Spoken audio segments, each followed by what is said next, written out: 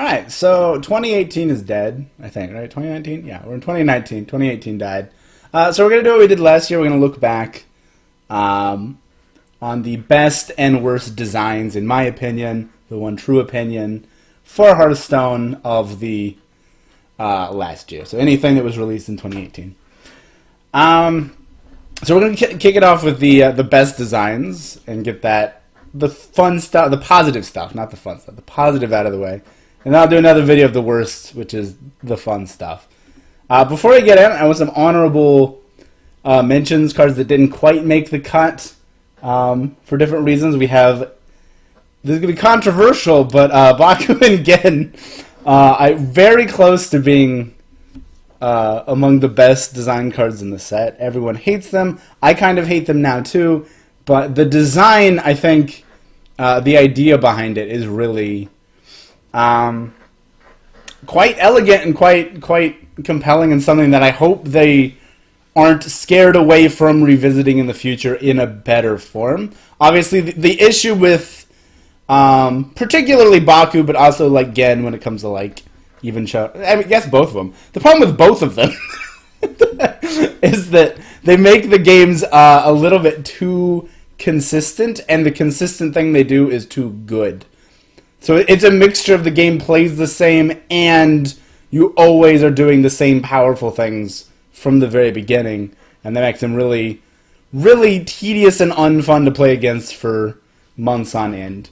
But the design is a good answer to like old Reno style mechanics, and it can be seen as like a parallel to Quest. Quest asks you to play a certain way, and if you do that, you always get the advantage from the start of the game. These ask you to build a certain way, and if you do that, you always get the advantage. Reno asks you to build a certain way, and you might not ever get the advantage because it's a singleton deck.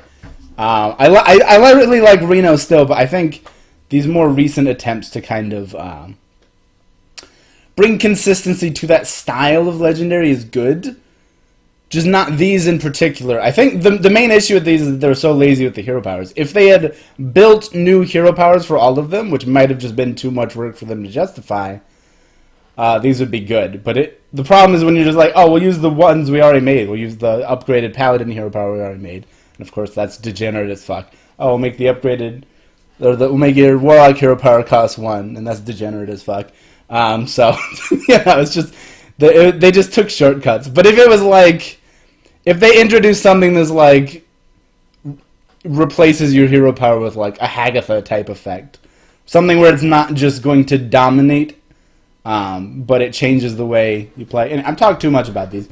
So they didn't quite make the list for that reason, but I think the start of the game, you do a thing if you built in a certain way, mechanic is amazing. And I really hope, they have a bad track record of listening to players who whine about shit. Like, we've never seen Inspire after TGT, because people were dumb and thought TGT was bad. Even though if you go back and look, like, roughly the same percentage of cards in TGT saw competitive play as in GVG. I fucking hate Hearthstone fans. Here's a video for you anyways. Please like and subscribe. You're trash. Trash human beings. Alright, and then Test Subject also got honorary mention. Which, I think this card's amazing. I couldn't justify putting it as top 10, because it is just a reprint of Primal Fin Champion from the year before. But moving it to Paladin, and specifically giving it 0 attack, so that like Topsy-Turvy can kill it off, for example, has enabled some really, really cool things. So you can't really not appreciate the design of this card. It's just, because it's a reprint, basically, I can't really give it a top 10. But I think Test Subject OTK decks are probably like the ideal place for OTK decks to be in the in the meta going forward. Like, they should design more cards like this and fewer cards that are just like, I assemble my pieces and then you explode. But of course it's harder to do that. So anyways, so the actual top 10 list. All right, top 10 best cards starting now. Number 10 is Life Trigger. No frills, really. It's kind of an underwhelming card when you look at it, but it's just so efficient. It looks aesthetically pleasing, even with the numbers. 4 mana, 3/3, deal 3, heal 3. So many threes it just seems Life Drink is just so good, and it's worked its way into a lot of decks. Obviously, it was a part of the Shutterwalk combo, but then it worked its way into like Burn Mages and stuff. It's seen play in all manner of places, and it's just a really tight, efficient design, and you got to appreciate that. So it's nothing too special. Well, I'm going to try to keep this moving, because last year was really long. Also, I hope you appreciate that I stepped up. Look at this nice quality. Look at this. This has nothing to do with Hearthstone, but look at that. Look at that. Beautiful. All right. Number 9, Shield Breaker.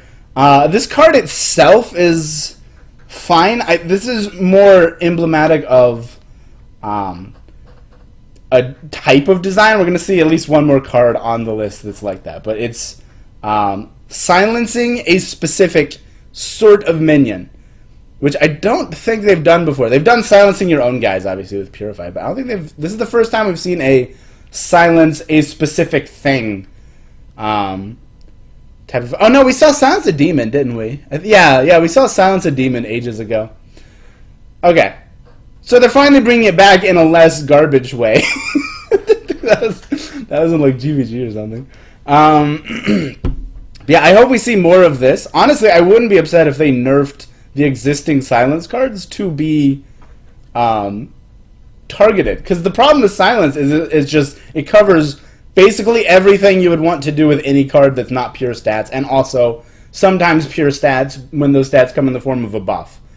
So it's just like silence is just too good at negating minions completely as an effect. That doesn't mean silence is bad, it just means that they need to do more of this.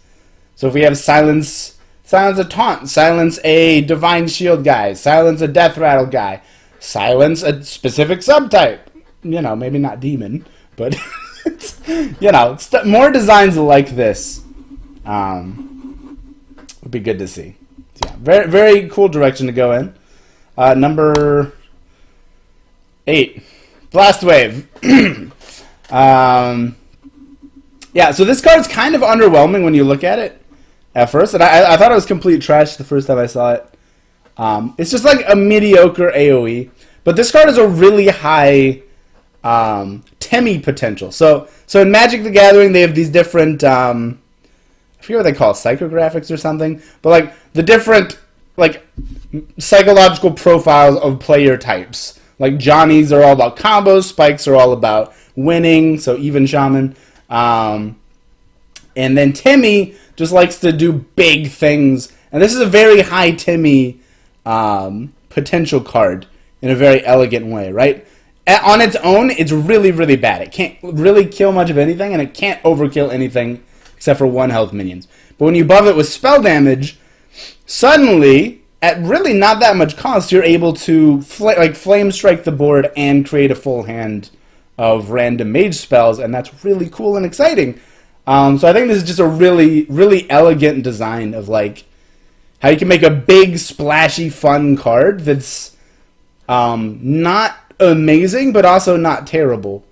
And it's just a good Timmy card. Everybody likes a good Timmy card from time to time, right? Similar to that, kind of, but a bit more streamlined. We have Witchwood Grizzly with the OG art. I'm still bummed they nerfed that art, man. That shit hurt. I feel bad for anybody who crafted it golden, because I don't think they get a Dust Rain fund for that either. Anyways, Witchwood Grizzly, yeah. I mean, there's not honestly a lot to say about the card. It's everywhere. It's a very intriguing design that asks you, like, how do I circumvent this downside? How do I accommodate for it? And there's different ways to do that. You can resurrect it as a priest. You can cheat it into play as a hunter. And I mean, it's even just seen play. Just throw it down as a taunt minion in some decks. I don't think that's very common now, but like I've seen that in like Quest Stories and stuff ages ago. Yeah, I mean, you know what Witchwood Grizzly. We don't need to talk about this one. I just really like the design of this card. It is worth pointing out, I actually misread this during my spoiler review. I thought you lost the health. So I thought it was like if your opponent has 6 cards in hand, you play a 3/12 and fireball yourself in the face. And that card seemed insane. So I was like, this is going to be the best card of the expansion. It still did really well. I didn't understand that in hindsight, it made sense. That the health of the card gets decreased. But if they ever want to reprint this in the future, like after this rotates out, that would be a good way to bring it back. Maybe with different stats, but you know, yeah. Okay, I thought that was a different thing. Dire Frenzy, number whatever. I've lost track. It's a number. Just follow along. All right, I'm not. Yeah, so I'm a big mid-range, grindy, control-y hunter proponent and fan. Deathstalker Rexxar was very close to the top of the list last time. I don't remember. It was either first or second or something like that. Obviously, this goes into the same sort of thing. I think this is actually a bit more... even though it's not placing as high, it's a bit more of an elegant design than Rexxar. Rexxar, you just throw into anything and it solos your opponent. If they're slow, that is. This one, you have to actually kind of think about how you want to use it, but that's a really nice dynamic. Like, do you want to put in more zombies in really grindy matchups? Do you want to put in 4/6 rush lifesteal guys, which is generally what it's used for? Do you like... Sometimes you just put in Dire Moles. Sometimes you just have nothing else going on. You're like, well, my Dire Mole's stuck. I'm running out of resources. I need to buff this guy. And so you just shuffle in some, whatever they'd be. 4/6s? 1 mana 4/6s into your deck, which is not bad either. But yeah, there's a lot of ways to use this card. And it just plays so well in that archetype. Both, like, rewarding you for playing long, rewarding you for playing specific types of beasts, rewarding you for making good decisions, and also offsetting tracking. So tracking is one of the best hunter cards, one of the best cards in the game, honestly. Its main weakness historically has been that hunter can't use it too well, like can't use... what do I say? It's not scrying, but scrying type effects to it too well, because they've just been aggressive. That being said, tracking into like kill command and stuff we're going off on a tangent. The point is, the problem with tracking, you want to play tracking because it's so fucking good, but if you're playing a really slow hunter deck, those 2 cards are going to draw you 6 deeper. So you're going to hit fatigue very quickly. This perfectly offsets the cost of running 2 trackings. It's just a really nice give and take. It pulls Rexxar. Honestly, Deathstalker Rexxar on his own was enough, but this really pulled the whole archetype together for me. It's been one of the most enjoyable decks, like mid-range Beast Hunter has been one of the most enjoyable decks to play for the entire last year. So a lot of that has to do with Dire Frenzy. It's just a great design. Okay, so this one's similar to Shield Breaker, in that the card itself hasn't done particularly amazing things yet, but it still indicates something, a type of hate card, I guess you could say, that's just really, really excellently designed. And as you can see, it's Mojo Master Zihi. I don't know why I clicked that so soon. Should have left you more time to guess or something. I don't know. But yeah, just 6 mana, 5/5, complete trash, obviously. But rewinding the clock on mana is very powerful. It's a very subtle and powerful effect. It really depends on what your opponents are doing, obviously. So it's not just something you throw into anything, but it's good against, like, ramped decks. It's good against combo decks that are trying to get to like 10 mana or something, like against Mechathune or Shutterwalk or anything like that, right? You buy more time before they can do anything, which can give you more of a window to kill them. This is a much better way to handle things like that than like fucking Dirty Rat or Demonology Project, which are just terrible, terrible designs because they bring the entire game down to a coin flip. Instead, it doesn't shut your opponent out of the game. You still have to, play to win from the time where you play it. You gain time, but then you still have to do stuff with that time to win. You don't just flip a coin and see if you win on the spot. And vice versa. If you're the combo deck and your opponent plays this against you, you have to find ways to stall even longer than you thought you would. It's a very nice dynamic. I really hope he sees some play, but whether or not, I really appreciate the design of this card, and I hope we see more Heat cards like this in the future that aren't just like instantly shutting the opponent down. At least if they'd add sideboards, that'd be one thing, but shit like Dirty Rat's just really frustrating when it's you're just randomly queuing into it. Okay, for number whatever the fuck we're on, we actually have 2 cards. I kind of cheated a bit for the purposes of increasing list diversity. So we have Witchwood Piper and Crystology. We've had tutor effects before. So tutoring, for anyone not familiar with the lingo, is when you basically choose a card to draw from your deck. And so we've had like Curator would be a good example where you draw Murloc Beast and a Dragon. You can choose what your pool of those is in the deck so that you might draw a specific Dragon or a specific Murloc or whatever you're trying to get. These are a bit more open. You'll note I did not put Sandbinder. Is that the guy, the draw an elemental guy here? Because we've seen the draw a subtype before, which is still a really cool effect, and I hope they keep printing cards like that. But these are a bit different because they're more open. It's not just Witchwood Piper isn't just draw a Murloc. It's draw the lowest thing, and what the lowest thing is entirely dependent upon you when you build the deck. Witchwood Piper refers to just a complete variable, and you get to fill in what that variable is, which creates a really interesting deck building puzzle. We've seen it pulling out like Northshire Clerics, Arcane Artificer, is that the mage 1-drop? Stuff like that. You know, different classes have used it more. Obviously, it's seen a lot more play than Crystology because it's a neutral. Crystology is also, it's less open, but it's still pretty open. Paladin has access to a lot of 1-attack minions that are very cool. You can have very cheap things like Righteous Protectors. You can have things like Stonehill Defender, which is kind of like mid-cost value generators. And you can have your high-end finishers like Linessa all be in this pool. It also pulls the new Immortal Prelate from the last set, which has not done too well. But, yeah, just really, really hope they keep printing stuff in this style where you're tutoring stuff out, but exactly what you're tutoring out is very, very vague, which makes deck building very, very interesting because there's so many possibilities. I still like things like Sandbinder and Curator, and I hope we get those as well, but they're a little bit less interesting just because they're so narrow. You basically just look at the pool of things that they draw, and you're like, well, that's the good one. Put that in the deck. You know, it's like Countess Ashmore. You look at Death Rattle, and I was like, well, there's 2 Death Rattles I want. There's 1 Lifesteal minion I want. I guess those are going in the deck. But yeah.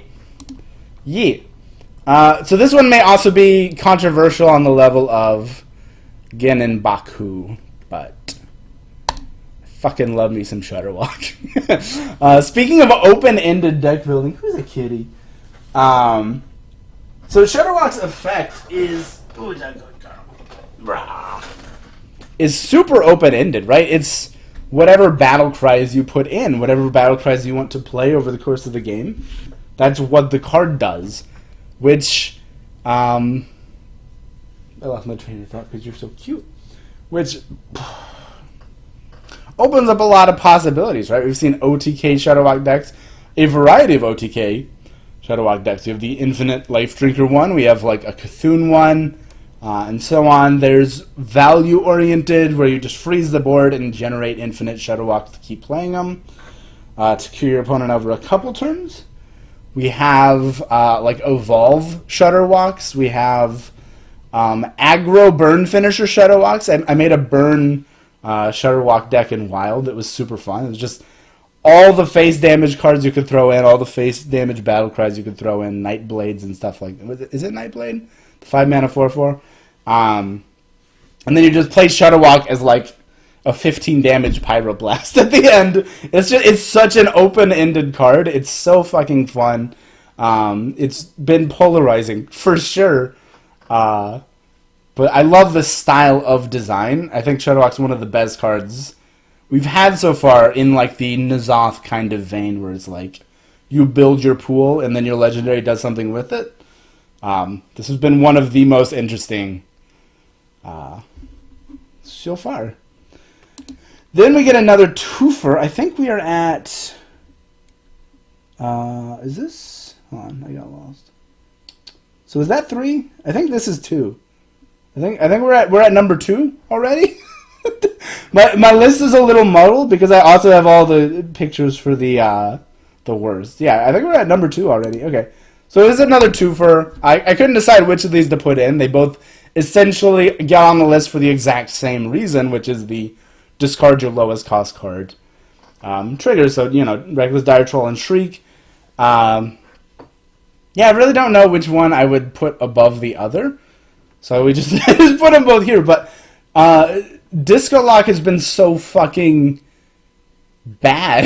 It's just been bad in every sense forever, up until this expansion. Even when it was good, it was bad because it was random. Because you had no control. You just dump your hand and hope to hit, Fist of Jaraxxus or Civil War Golem or something. Right, Lupus? Yeah. So targeted discard is just... It's been amazing. It's been incredible. In the new set, this has been one of the most fun decks to play, is Disco Lock for me. Primarily because of these cards. Also Jeklik and the Soul Warden. Is that the 6-drop? I can't remember the names now. There's honestly not much more to say here. It's just giving players control over what they're doing is fun because it fucking sucks to lose the game because you miss a coin flip, or to lose the game because your opponent won a coin flip. Like, whichever side of the table you're on, coin flips are stupid when they're significant. It's okay when it's like a knife juggler. It's not okay when it's just like, deciding the entire game on turn 2 or whatever. But yeah. So that's our number 2 pick, I believe, and then the big, ginormo, best design card of 2018. I'm startling the cat. I'm sorry.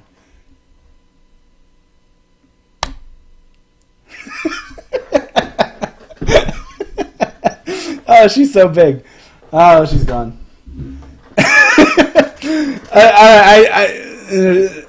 Hear me out. This is definitely my preference. I cannot get over how fucking cool this card is. It is so well designed, man. Oh my god, it does so many things. It's a Dire Mole, which is just like premium 1-drop stats, so you can throw it wherever you want. If you have a use for this, you can just throw it in there and it's fine, because it's a Dire Mole.